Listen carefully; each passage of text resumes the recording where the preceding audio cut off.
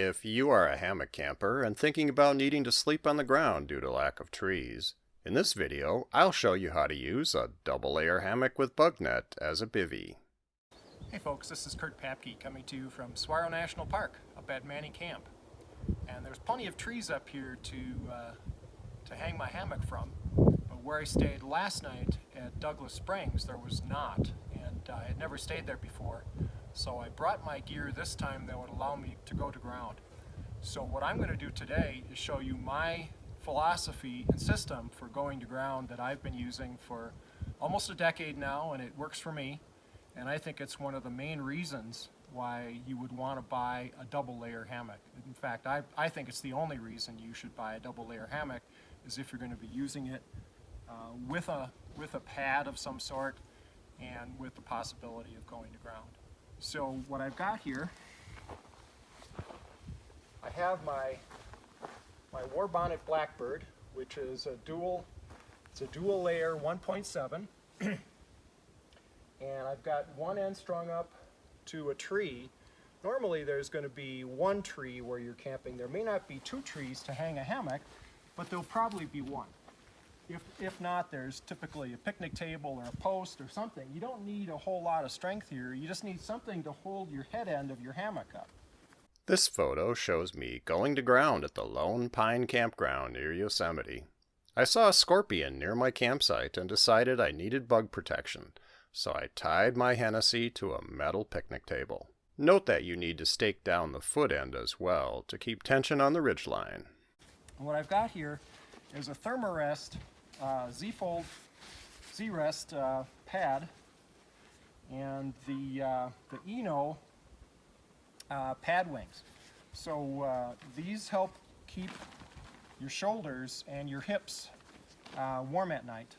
So this is going to slip, not very gracefully, but slip onto the end of my pad. I think it's easier doing it this way.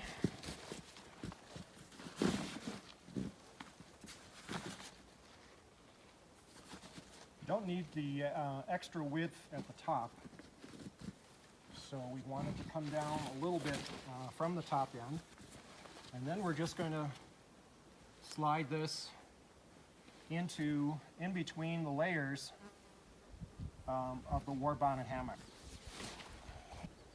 There's normally two areas for the pad, for you to access the pad, and it's easier to pull a rope than it is to push it up a hill, and it's also easier to pull a pad than it is to push it.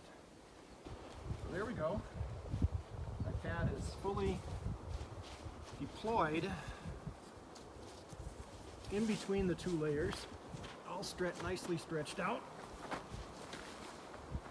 And now, one of the things I like about hammocks with a side tie out is they're much nicer for going to ground.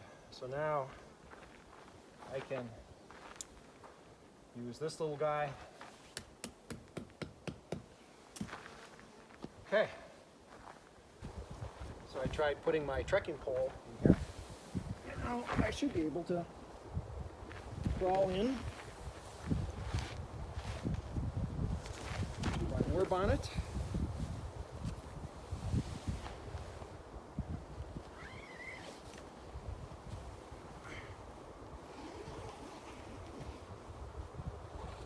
Voila!